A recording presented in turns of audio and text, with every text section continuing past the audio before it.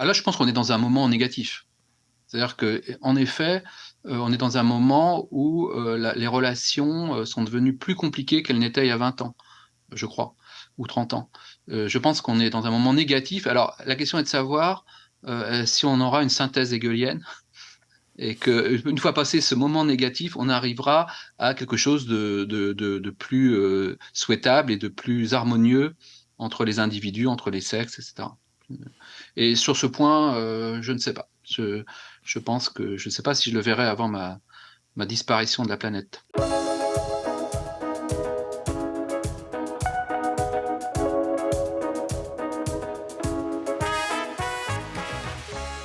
Bonjour à tous, bienvenue à Contact. Mon invité cette semaine, l'auteur Patrice Jean, pour certains, le romancier français le plus important de l'heure, alors que pour d'autres, il est quelqu'un dont les livres ne méritent pas même une courte recension. Étrange traitement à géométrie variable sur lequel nous pourrions peut-être revenir éventuellement un peu plus tard. Il est professeur de français au lycée depuis longtemps déjà et aussi de plus en plus à se consacrer à son projet, son œuvre littéraire, un cycle qui s'amorce en 2013 avec La France de Bernard, puis en 2021, il publie chez Gallimard La poursuite de l'idéal, grand roman d'apprentissage, c'est la formule habituelle, qui dresse du même coup un portrait mordant, là aussi c'est un peu cliché, mais je pense qu'on peut le dire, mordant de notre époque. Il est très souvent comparé à Michel Houellebecq, un manque d'imagination et une preuve de paresse chez ceux qui le disent, selon l'auteur, donc je ne ferai pas ce genre de parallèle. Pour ma part, moi je l'ai découvert avec L'homme surnuméraire, un, une espèce de, ou une espèce plutôt de porte d'entrée dans son univers qui m'a à l'époque totalement conquis. Patrice Jean, pardon, beau lapsus déjà. Patrice Jean, bonjour. Bonjour. Merci d'être là. Je sais que nous devons habituellement prendre de la distance avec nos sujets quand on fait mon métier, mais j'ai envie d'en prendre aucune et de dire que depuis que j'ai découvert votre œuvre, j'ai été emballé, ravi. Ça a été un choc positif. Écoutez, je suis très content. Je suis toujours ravi qu'on me dise qu'on aime bien mes romans, même si jamais, je sais jamais trop quoi dire quand on me le dit, évidemment. Bon, on Parce que dit si merci. j'approuve, si j'approuve, j'ai l'air de dire que oui, je suis tout à fait d'accord avec le bien qu'on peut penser implicitement de ces romans. Et puis je vais pas non plus désapprouver. Donc voilà. Donc je vous Ben, remercie. il ne faudrait surtout pas désapprouver. Je trouve que L'homme surnuméraire est une excellente porte d'entrée parce que la censure est terriblement dans l'air du temps. Il y a, vous le savez, Roald Dahl qui a été montré du doigt, entre autres pour son Charlie et la chocolaterie. On est dans la littérature qui s'adresse aux enfants et on y efface des mots qui seraient choquants, chagrins peut-être, ou qui pourraient créer des traumatismes. Or, dans L'homme surnuméraire, vous anticipez un peu ça et c'est une anticipation en fait qui se fait sur tout le corpus de la grande littérature, celle qui nous a précédés. Un instinct que vous aviez de ce que inévitablement ça allait arriver dans nos vies? Bah écoutez, je pensais pas forcément que ça allait arriver si tôt. Mais je suis un grand lecteur évidemment, et en lisant certains écrivains, de Nietzsche à Baudelaire, même en passant par Molière, etc. Je voyais bien que ce qu'ils développaient, les idées, les façons de penser, étaient en contradiction avec l'époque, et je me disais, et c'est quand même étrange que personne ne proteste, que personne ne demande que ces livres soient retirés, ou alors qu'il y ait des espèces d'avertissements les concernant. Et donc, quand j'écrivais le roman, je cherchais une profession pour mon personnage, Clément, qui était au chômage, et sa petite amie voulait qu'il travaille, etc. Et donc, c'est à ce moment-là que j'ai fait le lien entre ce constat, donc de tous ces livres qui avaient en eux des idées explosives. Et j'ai donc créé ce rôle de réécrire les classiques. Mais j'ai écrit ça parce que le livre, je l'ai écrit en 2014-2015, il a été publié en 2017, et j'ai eu la grande surprise de voir mon roman se mettre en place dans la réalité, enfin cette espèce de légère dystopie voilà. Je pense qu'elle va nous embêter quelque temps. Quelque temps. Alors, Oui, là, je sais pas combien vous de avez temps. été très prophétique pour anticiper cette tentation. Quelque temps, c'est un vaste programme. Ça peut être quelques mois, puis ça peut être quelques années. Dans tous Alors je les pense à cas, quelques années. Je crois que c'est enfin Milan Kundera, avait déjà dans un roman qui s'appelle L'immortalité, je sais pas quand il date, de 1988 je crois, avait observé que, beaucoup de romanciers étaient sur la sellette, et pas que des romanciers d'ailleurs, hein, des peintres. Donc il parlait de Hemingway, je crois, de Goethe, de Picasso, etc. On leur reprochait des comportements immoraux dans leur existence, etc. Et donc et on pourrait même raccrocher ça peut-être au moment des années 30, enfin des années 40, avec des écrivains qui sont emprisonnés, enfin aussi bien chez les communistes que dans le national-socialisme, etc. Donc les reproches qui sont faits aux artistes, aux écrivains, il y a déjà une histoire, si vous voulez. Au fond, ce qui est en train de se passer aujourd'hui, euh, c'est malgré tout moins violent que ce qui s'est passé dans les années 30 ou 40. alors je vous suggère moins violent, peut-être plus pernicieux, parce que les parallèles que vous faites, c'est avec des sociétés totalitaires. Or, on aime penser que nous ne sommes pas dans des sociétés totalitaires. Où est la nuance Alors quand on oui, alors commence c'est à parce que censurer? oui, je pense que là, c'est parce que le totalitarisme était lié à l'État, effectivement, dans les communistes, pour le communisme, etc. Aujourd'hui, les organismes de censure sont plutôt des associations, Des institutions. des institutions, mais aussi des groupes de personnes qui se révoltent.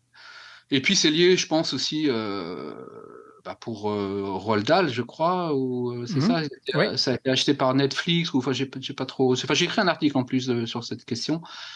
Donc c'est acheté par Netflix qui veut Se une série. conformer.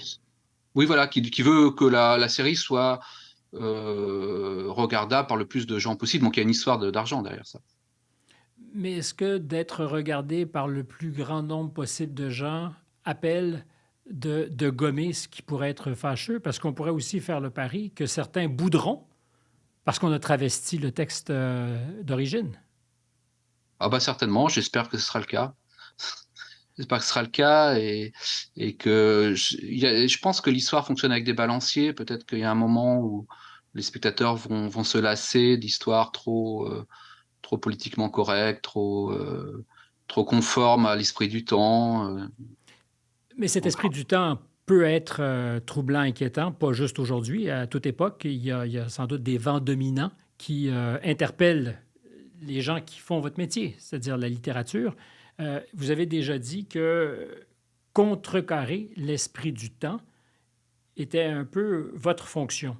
ah ben, je crois que écrire, enfin, en tous les cas, c'est comme ça pour moi, c'est quand même s'opposer à l'esprit de l'époque. C'est Mishima qui dit que toute œuvre d'art, pardon, naît d'une résistance à l'époque. Et je Mhm, pense qu'il faut résister à l'époque, parce que dans cette époque, tout n'est pas forcément mauvais, mais il y a des choses qui sont dominantes et qui écrasent donc la liberté d'une certaine manière. Quand tout le monde commence à penser un peu de la même façon, c'est peut-être que le rôle de l'écrivain, peut-être, si jamais il a un rôle politique, ce que je ne crois pas forcément d'ailleurs, ce serait d'avertir, attention, nous devenons tous pareils en fait. mhm, mhm. Vous avez aussi dit être haï de son époque est le deuxième devoir de l'écrivain.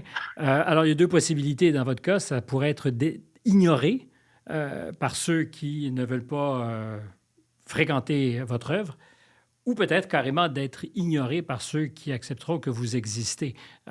J'imagine pas que vous vous réveillez le matin comme écrivain à vous dire je ferai tout pour être détesté, haï. Non, là, oui, oui, je sais plus où j'ai dit ça, mais vous vous en souvenez? Non, vous l'avez. Dans mes notes, non, je dois dire que j'ai pas Ah, référencé.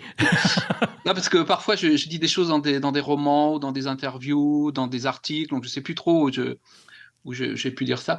Oui, alors c'est surtout, je crois, une provocation par rapport à ceux qui veulent en être aimés de cette époque, qui veulent Mhm. vraiment tout faire pour être apprécié du plus grand nombre et d'être aimé. Et je pense pas que ce soit, encore une fois, la fonction d'écrivain.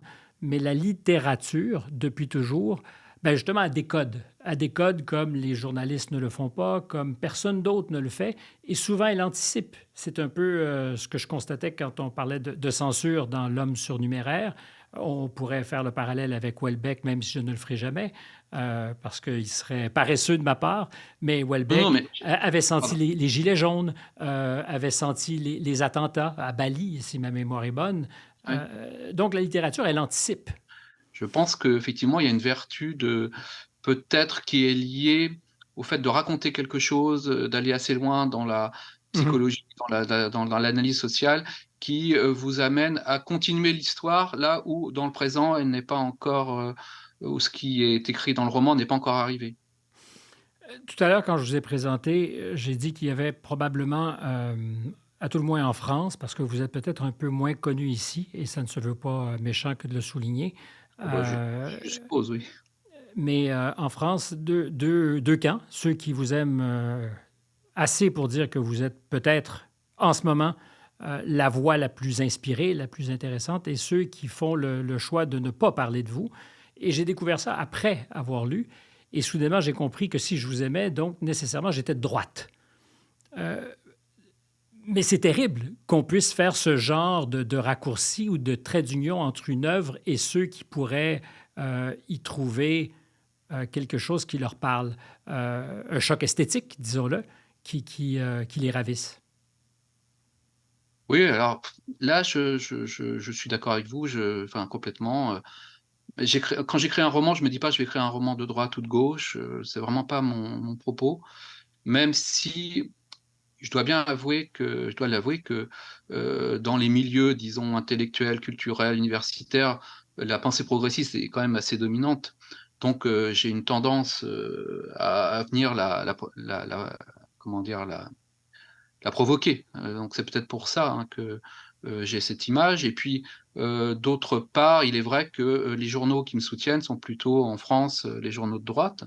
Vous arrivez à l'expliquer, ce Écoutez, strabisme? non, j'arrive pas parce que c'est vraiment là, je pose des questions hein, parce que à chaque fois que je rencontre des journalistes ou des éditeurs, certains ont l'air de considérer que c'est normal et que je suis très naïf de ne pas le comprendre, que les choses soient ainsi. Mais moi, non, réellement, je ne le comprends pas. Si ce n'est peut-être par qu'en ce moment, j'ai l'impression que la réception des œuvres est quand même, de la part des lecteurs, hein, extrêmement liée à enfin, comment dire, à la façon dont ils vont identifier politiquement l'œuvre qu'ils vont lire. Donc, il y a des lecteurs qui refuseront, par exemple, aujourd'hui, concernant Michel Houellebecq, de le lire parce qu'il a une image de droite maintenant. Alors qu'il le lisait quand il avait une image de gauche, ou disons plus progressiste. Alors, qu'est-ce qui a changé? Concernant Houellebecq, c'est que lui-même, je pense, a changé Mhm. un peu. Il a tenu des propos qui ont choqué. Je Tout à crois fait. que, pour revenir à Houellebecq, il a commencé en étant très ambigu, mais en ayant des amis, par exemple, dans certains journaux, certains magazines comme Les Inrecuptibles, qui par le rock, hein, il avait des amis qui étaient plutôt progressistes, etc. Et donc il a, par ses réseaux, si j'ose dire, il s'est imposé à gauche. Mais avec le temps, peut-être les amitiés se défaisant, etc. Et il n'avait plus ses protections. Alors donc maintenant, il est confronté, je crois, à cette qualification d'être un romancier de droite. Mais c'est une explication Mais, peut-être mais, à courte vue, hein, je ne sais pas. Vraiment, je ne sais mais, pas. mais vous avez employé une expression intéressante. Il a perdu ses protections, parlant de Oui. Houellebecq à l'époque, comme on pourrait parler de la garde rapprochée d'un politique. Oui, c'est ça, oui. Oui, oui, il avait des protections, des amis, je pense, qui étaient dans des journaux, des revues plutôt progressistes, et il les a perdus, et par conséquent, maintenant, il doit affronter. Mais c'est pas très grave pour lui, puisque maintenant, il est devenu extrêmement connu un peu partout. Donc, Mais Houellebecq n'est pas le sujet, puisque vous êtes le sujet, Patrice Jean. Est-ce qu'il faut des protections pour avancer aujourd'hui? je pense, oui, oui, je pense. Moi, je pense que en France, Donc, l'œuvre seule ne peut pas parler. Il y aura des bah, garde-fous, il y aura des points d'entrée où on dira oui ou non. C'est ça. Moi, je pense que l'œuvre ne peut pas parler toute seule parce que les gens ne vont pas la lire. Je pense que c'est ça l'explication.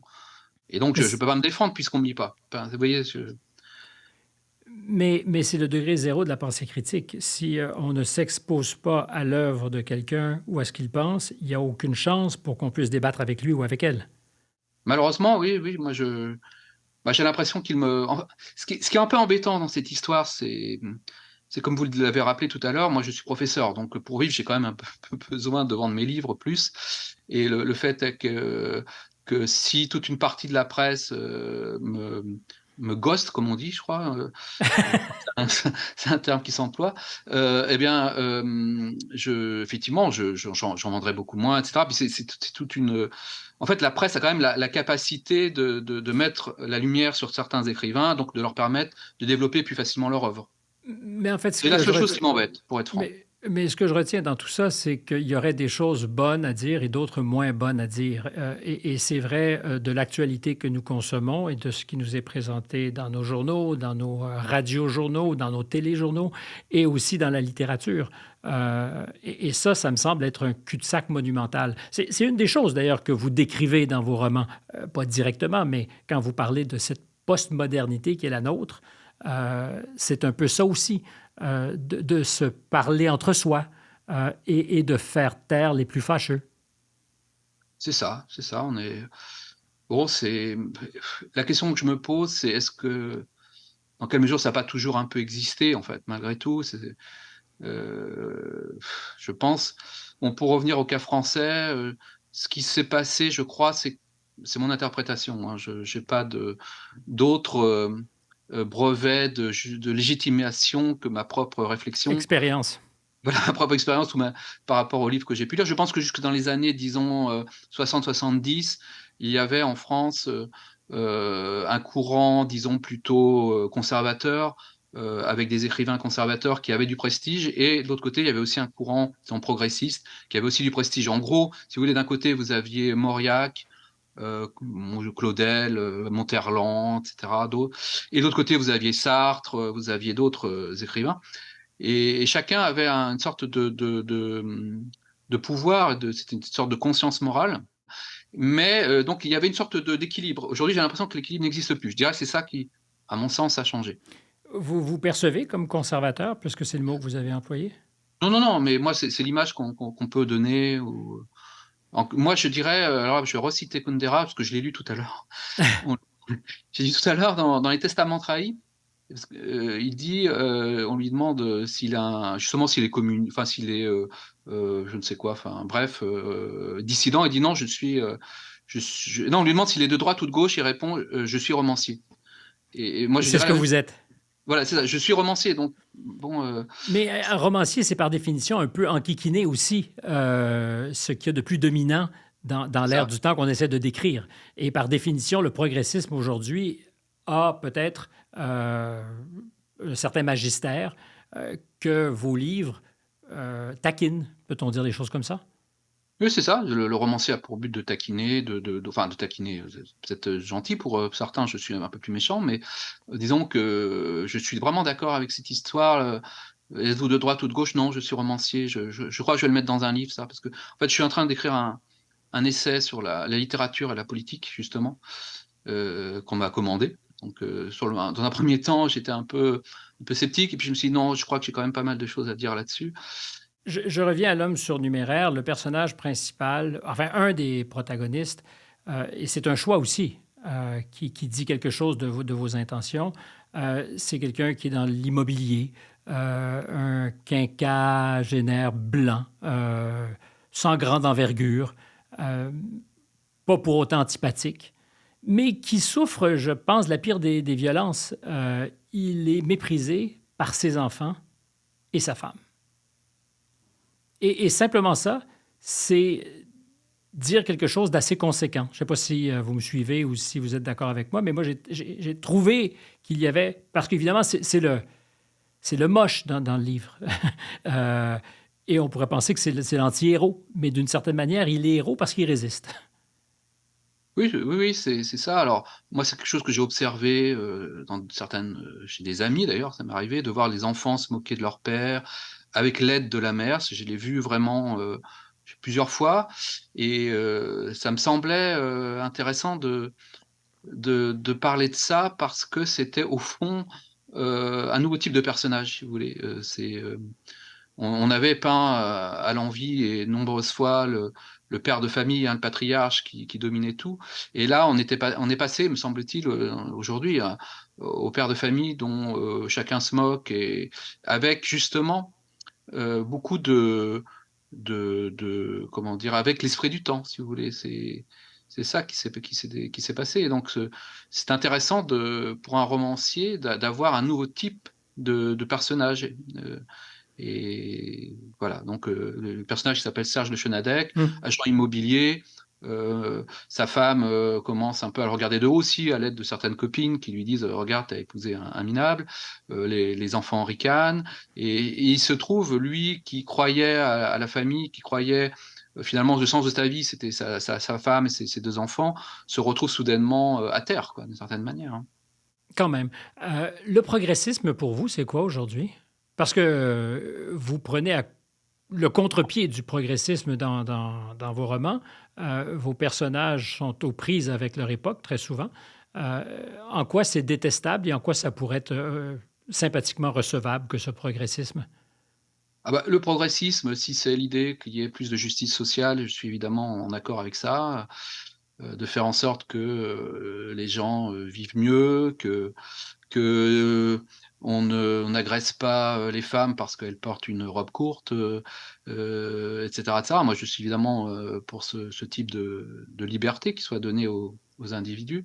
En revanche, si le progressisme, comment dire, a pour but de croire qu'on va trouver une solution à l'existence humaine, à la condition humaine, avec des systèmes politiques louches et qui veulent tout détruire, hein, notamment, voilà, on peut en parler, hein, mais tout ce qu'on appelle le wokisme. Alors je sais que c'est très mal vu d'employer ce terme, mais enfin oui, c'est ça, c'est assez terrifiant. Enfin, réécrire les œuvres, comme on en parlait tout à l'heure.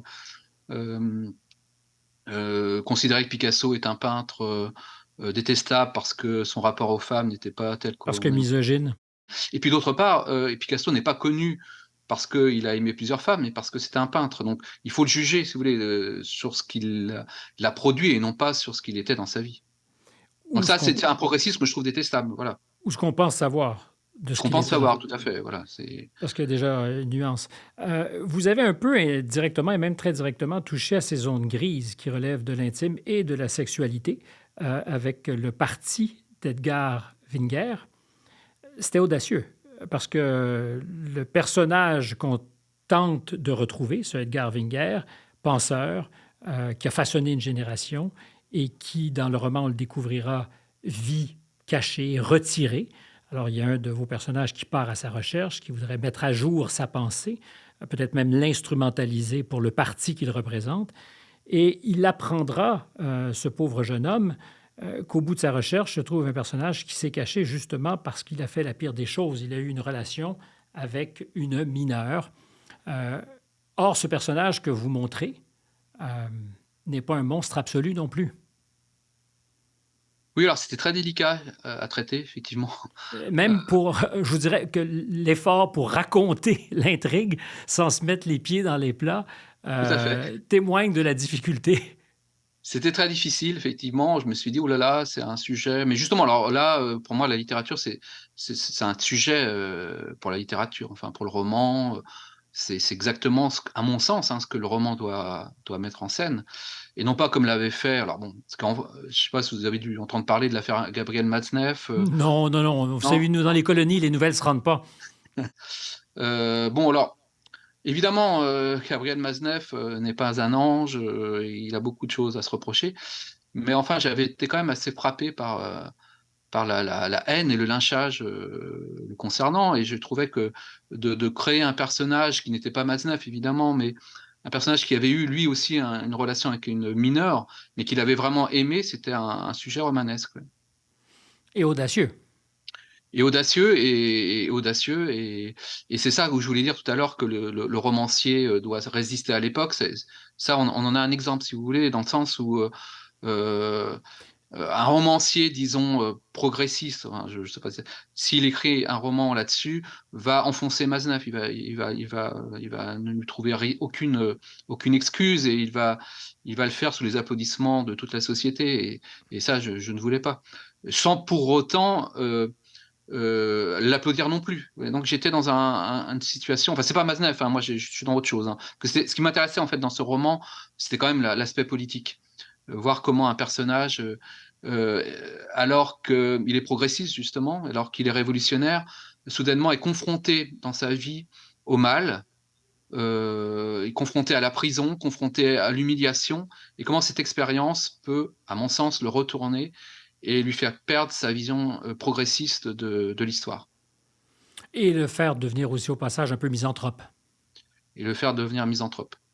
Et je me demande si on ne devient pas tous un peu misanthrope en vieillissant. Je ne sais pas ce que vous en pensez. Un peu. Euh, mais la question était intéressante. Je prends quelques secondes pour...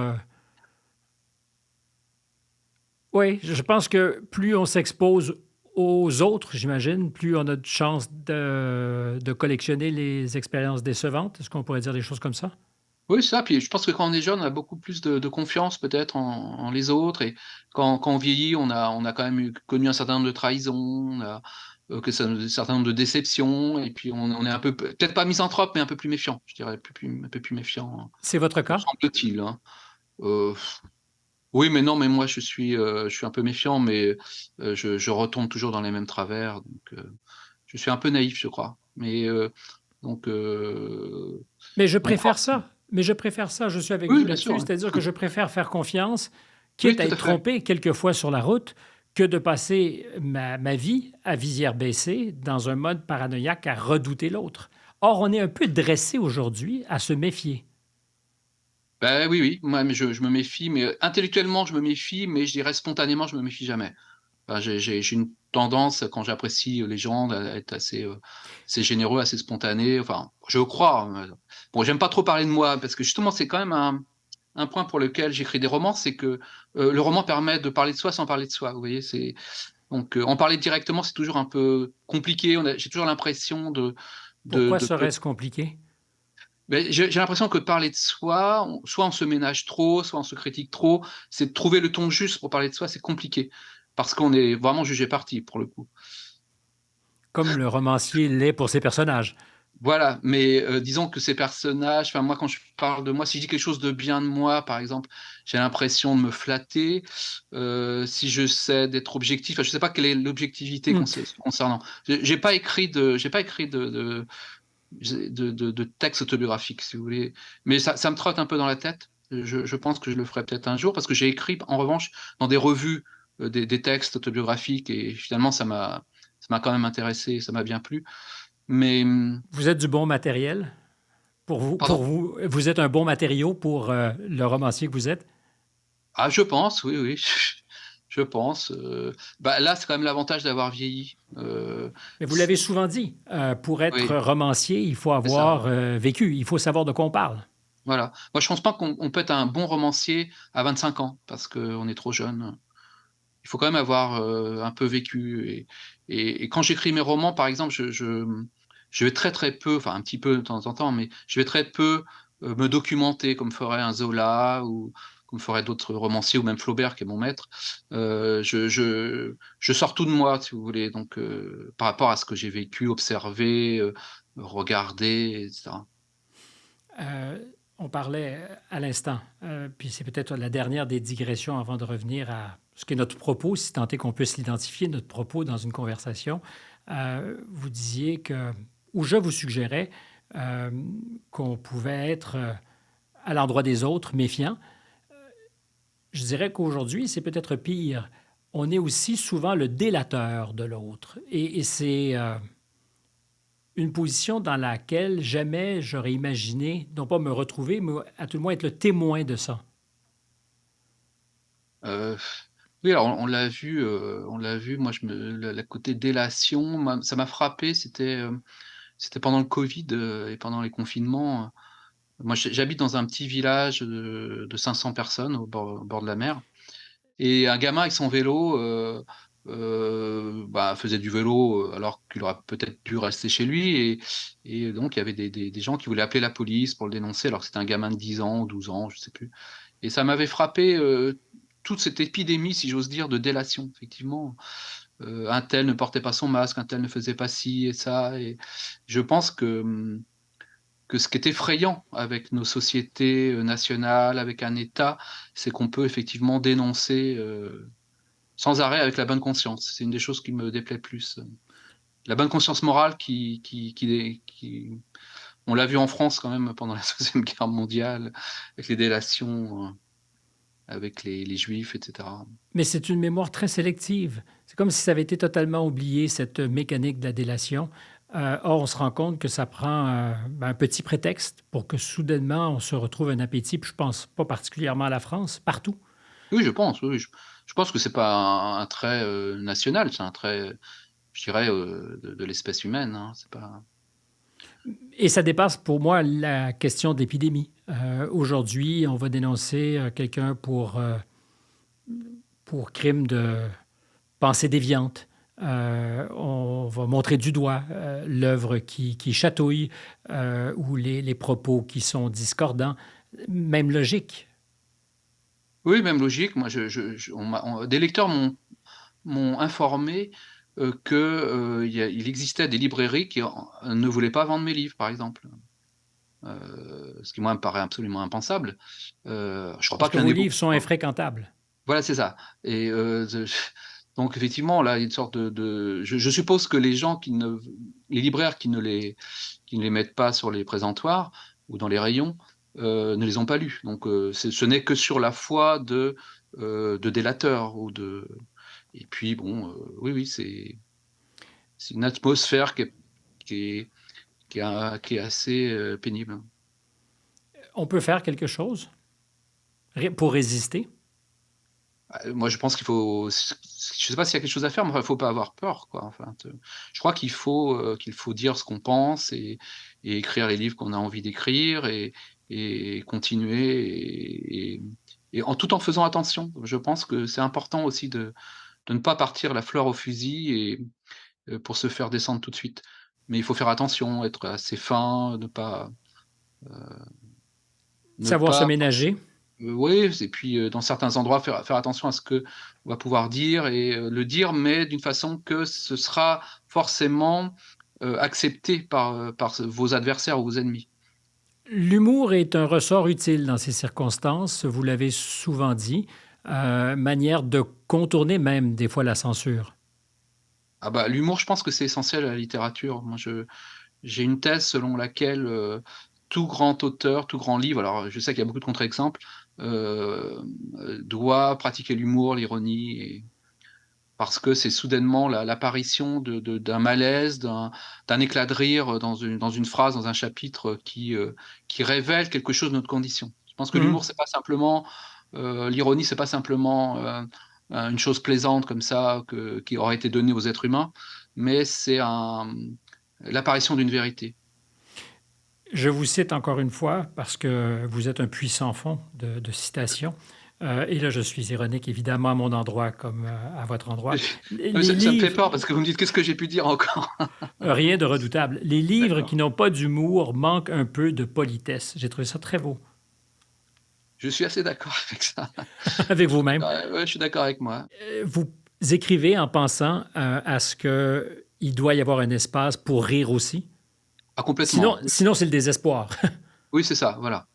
Non, mais je pense que j'essaie, par tempérament, je suis plutôt assez sombre, enfin, dans ce que j'écris, hein, parce que dans la vie, courante, je suis plutôt j'aime bien plaisanter, enfin, je suis pas sombre du tout.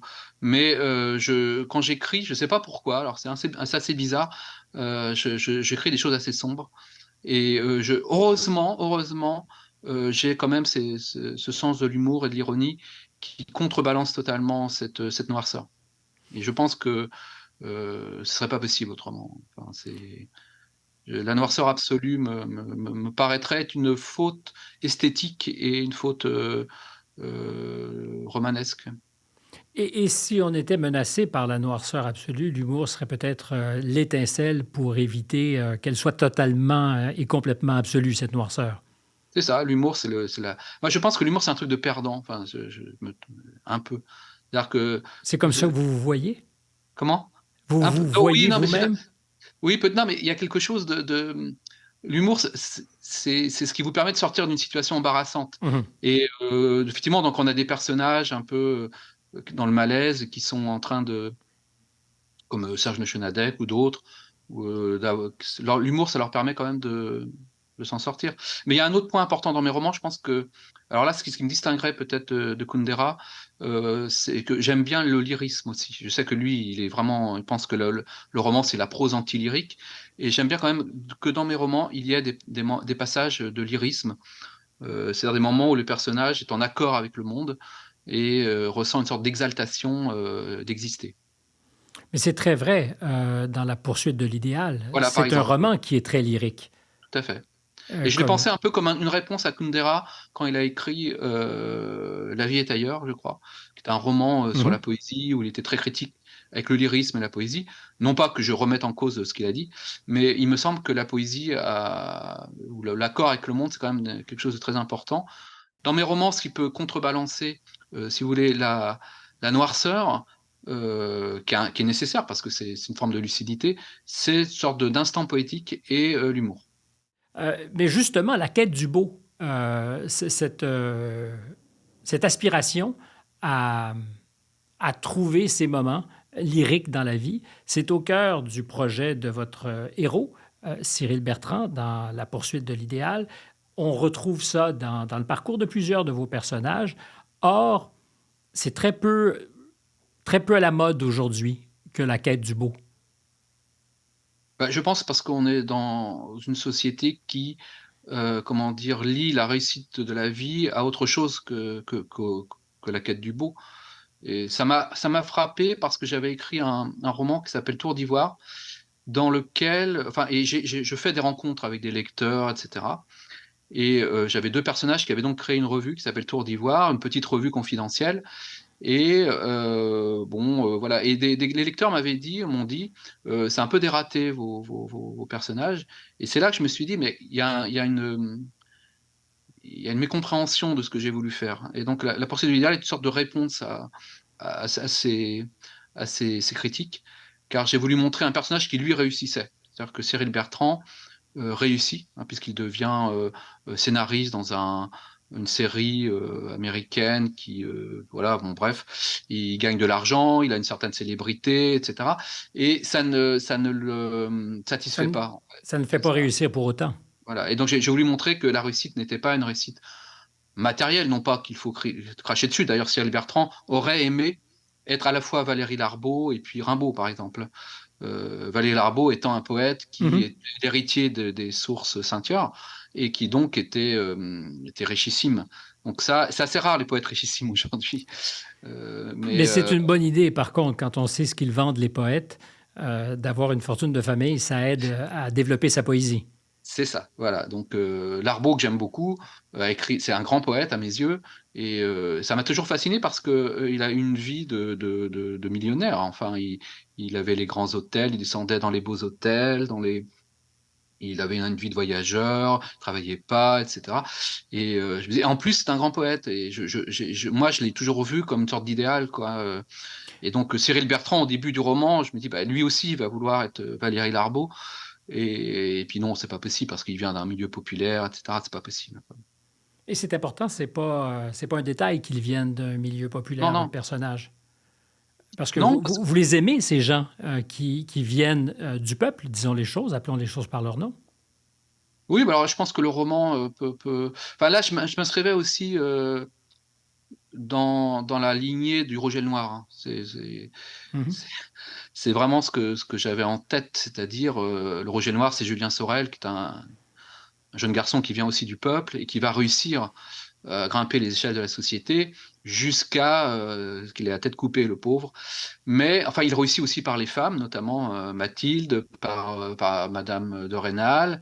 Et j'avais un peu cette idée d'un personnage qui lui aussi viendrait d'un milieu populaire et puis il y a quand même des femmes qui vont l'aider. Il y a une femme qui s'appelle Constance, qui va l'aider à trouver finalement par un travail au ministère de la Culture. Enfin voilà, donc j'ai aussi cette idée-là. Puis une autre qui s'appelle Lucie, qui elle aussi est d'un milieu populaire. Donc j'avais cette idée d'un homme qui vient d'un milieu populaire, pris avec des femmes, et qui va réussir sa vie sans la réussir. C'était un peu mon idée de départ. Et sans Quant aux faire, hommes, pardon. j'allais dire, sans faire trop de sémantique, Lucie, qui est un personnage important dans cette aventure, ça nous ramène à l'étymologie du mot. On est dans la lumière. Éventuellement, d'ailleurs, son épanouissement, son avènement au personnage, c'est à Naples que ça se passe. Oui, c'est vrai, c'est la lumière, Lucie. Euh, enfin, c'est un personnage auquel je tenais, parce que j'en ai rencontré des Lucie, des jeunes femmes de classe populaire qui sont comme ça, un peu sauvages et un peu réservées, un peu timides, et qui ont une sorte de beauté comme ça. Je dirais presque une lumière intérieure, pour reprendre le terme de la lumière. Euh, je suis curieux de revenir un peu à la biographie parce que ça nous ramène à réussir sa vie.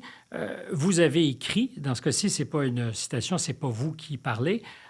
Nouveau venu sur Terre, chacun est d'abord un peu con. Se délaisser du con demande lecture et travail. Très peu consentent à ce sacrifice, trop accaparés, pardon, qu'ils sont à réussir leur vie. Euh, Vous êtes conscient de ça, tôt, du travail qu'il fallait investir pour ne pas être con? Oui, ouais, complètement, oui, oui. Je pense qu'effectivement, la vie est quand même, il y a quand même ça. Alors là où je serais dans l'histoire de progrès, on doit se délester un peu de sa bêtise, mais enfin, ça vient pas naturellement. Je pense que ça vient par un effort intellectuel, par des lectures, par une exigence envers soi-même, par une réflexion toujours recommencée. Et être con, bon, con, c'est peut-être un terme un peu fort, mais enfin, on a quand même tous une grande naïveté au départ. On a beaucoup de lieux communs à l'esprit, et c'est difficile je pense que, Mm. enfin bon, sans faire de sociologie, on a ce que Bourdieu appelle l'habitus, c'est-à-dire que on hérite d'un certain nombre de normes, de morale, etc., qui s'intègrent et qu'on intériorise, qui s'intègrent en nous, et certains points de cet héritage est à réévaluer, voire à jeter par-dessus bord. Mais si on est suffisamment lucide, on peut savoir à quel point il sera difficile d'échapper au con qu'on est potentiellement pour longtemps. Oui, bien sûr. Non, mais moi, je prétends pas. C'est Paul Valéry qui écrit au début de Monsieur Test, qui est pourtant un livre que j'aime beaucoup. La bêtise n'était pas son fort, en parlant de Monsieur Test. J'irai pas jusque-là. Moi, je pense que la bêtise, on en a tous en nous. Moi, le premier. Hein.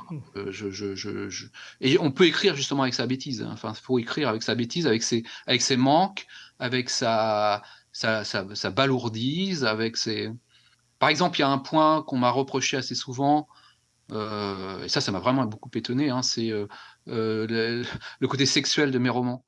Les personnages regardent les filles, par exemple, ils regardent leurs fesses, leurs seins, etc. Et moi, je croyais que tout le monde, pas moi, je croyais que tous les hommes étaient comme ça. Et beaucoup m'ont dit, mais non, non, pourquoi tu parles de ça, tu devrais pas faire ça. Et ça m'a vraiment étonné et un peu désarçonné. Mais bah, moi, j'écris avec ce que je suis, et donc avec ce qui je pense, sont à peu près la plupart des hommes, quoi. Est-ce qu'il y a un risque à terme de ce que... Parce que de deux choses l'une, ou nous vivons une ère de progrès que nous devrons un jour embrasser et les rapports entre nous tous seront meilleurs, ou au contraire, nous obtiendrons l'effet contraire. C'est-à-dire que les rapports seront de plus en plus difficultueux entre les hommes et les hommes, les femmes et les femmes, et les hommes et les femmes. Et c'est ce que je crains. J'ai souvent ces conversations, mais j'ai la certitude maintenant qu'on est à créer de la distance, en fait, davantage que de l'union entre nous. Ah là, je pense qu'on est dans un moment négatif. C'est-à-dire que, en effet, on est dans un moment où les relations sont devenues plus compliquées qu'elles n'étaient il y a 20 ans, je crois, ou 30 ans. Je pense qu'on est dans un moment négatif. Alors, la question est de savoir si on aura une synthèse hegelienne, et qu'une fois passé ce moment négatif, on arrivera à quelque chose de plus souhaitable et de plus harmonieux entre les individus, entre les sexes, etc. Et sur ce point, je ne sais pas. Je pense que je ne sais pas si je le verrai avant ma disparition de la planète. Ça vous chagrine? De pas le voir ou que ce soit dans un moment négatif? Peut-être d'avoir à passer le reste de votre vie dans un moment négatif. Ah oui, oui, ça me chagrine. Je l'ai constaté, hein, dans des relations. C'est plus compliqué aujourd'hui.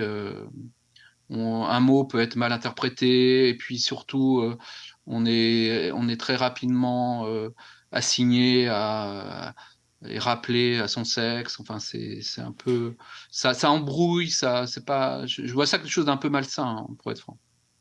Michel Onfray, que je connais un peu, souvent revient à cette formule, plutôt qu'optimiste ou pessimiste, il dit « je suis tragique ». Donc, j'embrasse ce qui m'est présenté. Vous êtes aussi dans des dispositions tragiques, ce qui irait très bien peut-être avec votre destin d'écrivain. Oui, tragique, oui, oui. J'ai beaucoup lu Nietzsche comme Michel Onfray, je crois. Donc le tragique fait partie de l'existence. Mais moi, j'accepte d'être pessimiste. Je crois, ça me dérange pas parfois d'avoir un regard pessimiste sur. Euh, mais tout dépend des définitions qu'on donne à ces termes. Je crois on met pas tous le même sens aux mots. Quand je dis que je suis tragique, qu'est-ce que ça veut dire exactement? Bon, par exemple, pour moi, le tragique, c'est la mort, quoi. La mort, le vieillissement, la souffrance. Alors, certains diront que c'est du pessimisme d'en parler. Je ne sais pas. Mais en fait, il y a une évidence aussi, c'est qu'à partir du moment où on découvre ce pourquoi on est là, le temps se met à compter. Et vous avez commencé à écrire et à publier, enfin à écrire tôt, mais à publier à 44 ans. Et ça, c'est une intuition que j'ai pour vous avoir un peu entendu avant qu'on se rencontre aujourd'hui. Vous avez conscience que le temps commence à vous manquer. C'est ça. Oui, oui, là, c'est une très bonne intuition. Là, moi, j'ai l'impression de l'urgence, hein. J'ai l'impression de l'urgence, que c'est pour ça que j'écris beaucoup. J'ai l'impression j'ai des choses encore à dire, j'ai encore quelques romans à écrire. Et que le temps est compté, et que je ne sais pas si j'aurai le temps de le faire.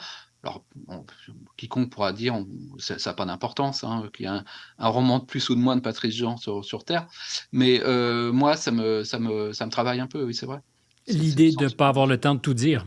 Voilà. Par exemple, là, j'ai fini un roman il n'y a pas très longtemps, au mois de décembre, qui s'appelle La vie des spectres. Et s'il est publié, enfin, il devrait l'être chez Gallimard, il devrait l'être simplement en septembre 2024.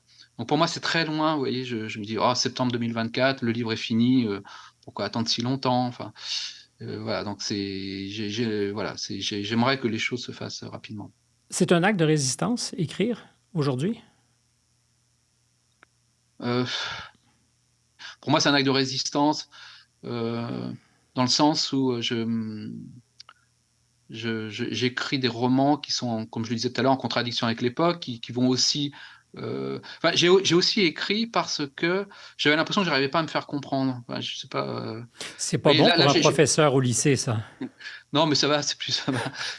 Sur le lycée, ça va. Mais non, mais moi-même, si vous voulez, parce que en tant que professeur, je vais parler de la pensée de Baudelaire ou de Mauriac ou je ne sais qui, ou de Marivaux. Mais bon, ça me pose pas de problème. Mais moi, ce que je veux dire, j'ai toujours eu l'impression qu'il fallait que j'en passe par le roman. Si vous voulez, que les idées n'étaient pas suffisantes. Et à un moment, je me suis dit, il faut que j'écrive un roman parce qu'il n'y a que le roman qui pourra objectiver la perception que j'ai des choses. Et donc, cette perception, effectivement, donne cette perception a un aspect négatif, comme je parlais de la synthèse, enfin, bref. Euh, et donc, cet aspect négatif de mes romans, ce serait ça l'acte de résistance. Mhm. Vous voyez, je suis retombé sur mes pattes là, hein. Oui, oui, oui, vous êtes retombé Je sur vos suis un pattes. chat, voilà, c'est beau. Et ça sera sans doute le point d'aboutissement. Parce que, en fait, mais c'est à la hauteur de nos vies, vrai pour tout le monde, c'est de trouver un sens à ce dont on est victime, même si j'aime pas tellement le mot. En fait, je le déteste. Je ne veux pas m'inscrire dans ma vie comme la victime de quoi que ce soit. Sinon, peut-être de mon époque. Victime serait pas le bon mot. J'ai envie de surfer sur mon époque. Et c'est ce que vous dites que vous faites. Le roman et vos romans n'existeraient pas en dehors des circonstances qui sont les nôtres. Complètement, et on me l'a déjà dit, et c'est pour ça que d'une certaine manière, je remercie aussi cette époque. Heu, Elle est là, et elle est tellement, grotesque par moments que c'est un vrai plaisir, Vulgaire? vulgaire, grotesque, il y a beaucoup de termes qui peuvent la décrire, mais elle n'est pas que ça. Je veux dire, je suis aussi conscient des avantages de notre époque, mais il y a des choses extrêmement déplaisantes, et je crois que il y aura toujours des choses déplaisantes. Quand Flaubert écrivait, à la moitié du 19e siècle, il pensait qu'il était dans l'époque la plus bête qui avait jamais existé, les limites sont toujours et sans cesse repoussées, et ouais, la bêtise change, se modifie, et aujourd'hui on est dans une autre forme de bêtise qui, par certains côtés, rappelle celle qui a déjà existé, je pense que le roman, est l'arme, principale, Pour pour en parler. contrer la bêtise?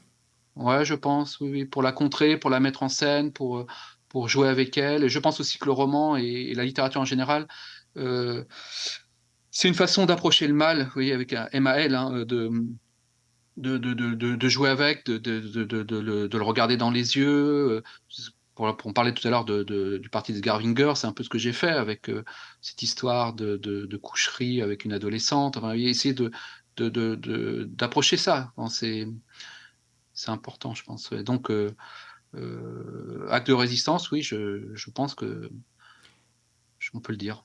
Mais s'il n'y a pas de monopole historique à la bêtise et qu'elle repousse toujours les frontières, euh, est-ce qu'on flirte aujourd'hui, et je ne voudrais pas qu'on se définisse comme à ce point singulier, mais est-ce qu'on flirte aujourd'hui avec un mal qu'on sous-estime peut-être? Parce que c'est comme si on n'arrive pas à le nommer. Heu, oui, alors je sais pas si on le sous-estime, parce que il y a quand même beaucoup de réactions. Par exemple, on m'a demandé d'écrire un texte sur Roald Dahl, un autre, sur les réécritures. On m'interroge beaucoup là-dessus parce que j'avais écrit L'âme surnuméraire, et j'ai l'impression qu'il y a quand même une conscience de. Alors je sais que pour les partisans, hein, de réécriture, de tout ça, eux, ils pensent être dans le progrès, hein, donc heu,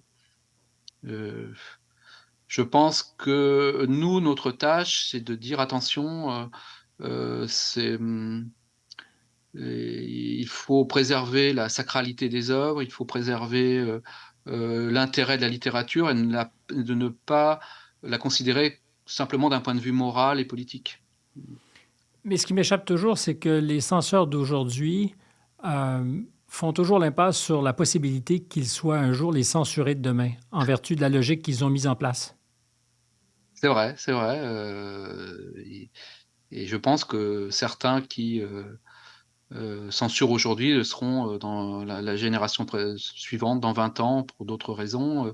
J'étais frappé par exemple, de quelqu'un comme Jean-Luc Godard. Je ne sais pas si vous avez entendu parler de cette histoire là, une école de cinéma à Paris où des jeunes filles, des jeunes étudiantes ont débranché le projecteur qui, projetait le mépris, au prétexte que, on avait sexualisé, enfin Godard avait sexualisé, Brigitte Bardot en la montrant, nue.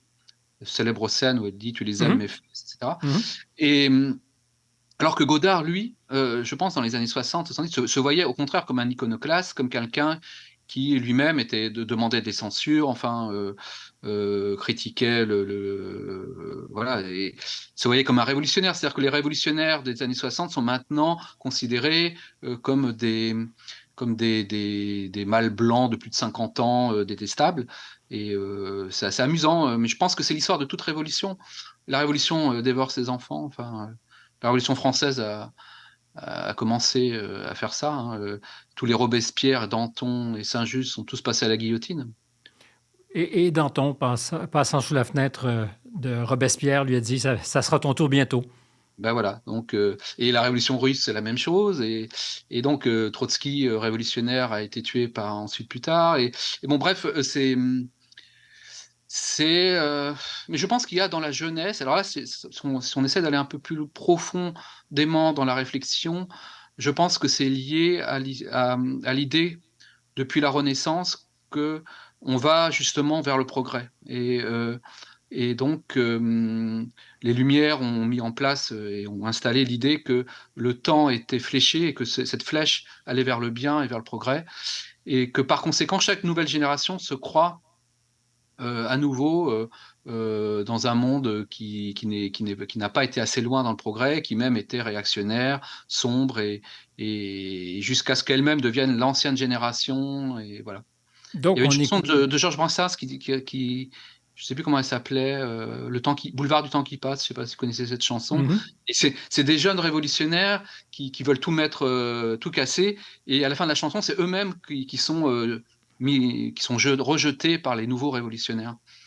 Réécoutez-la, vous verrez, tout est dit. Eh ben, si tout est dit, il est peut-être temps d'arrêter, mais est-ce qu'on doit constater Presque. peut-être qu'on est simplement des ringards qui avons oublié qu'en d'autres temps, c'est nous qui pensions avoir la vérité? C'est ça, mais non, mais moi-même, j'ai été non pas forcément révolutionnaire, mais enfin assez critique envers la génération précédente, jusqu'à ce que voilà, et il y a aussi quelque chose qui est de cet ordre-là. Mais en revanche, je me donne tort, si vous voulez. Je pense par exemple, que j'ai eu des professeurs avec lesquels j'étais très sévère, et maintenant je me dis: «J'étais vraiment trop sévère, j'étais un peu bête, quoi». C'est l'idiot dont je parlais tout à l'heure. Oui, en Donc je fait, pense que pardon, hein. le con dont il faut travail et lecture Voilà, c'est ça, ouais. pour le faire taire. Mais on donne tellement de place aussi aux jeunes, en leur faisant croire qu'ils sont, le nombril du monde, qu'ils le croient. Voilà, et je c'est ça le problème, c'est qu'ils le croient et ils bon, ben c'est l'histoire du monde, hein, Ce- voilà. Est-ce on se met à penser que les réveils pourraient être brutaux? Bah, je pense qu'effectivement, dans brutaux, je sais pas, mais dans 10 ou 20 ans, je suis persuadé, comme vous le dites, que la génération qui est en train de ruer dans les brancards, sera elle-même, renversée. Alors, Donc c'est sur cette hypothèse voilà. peut-être que je vous laisserai. J'espère que d'ici là, il y aura quelques bons romans qui pourront faire la chronique de ces temps qui passent. Je m'y emploie, même si là, je suis en train d'écrire un essai, mais j'ai encore quelques romans à écrire, je pense, ouais. Un livre engendre le suivant. Voilà, c'est ça, exactement. Patrice Jean, ça a été Oui, vraiment un plaisir que d'avoir ce moment de conversation avec vous. je suis enchanté également. Un bonheur. Merci. Merci. L'émission était réalisée par Lola Mal. La recherche était le fait de Marianne Grenon. Stéphane Bureau au microphone. À tous. À la prochaine.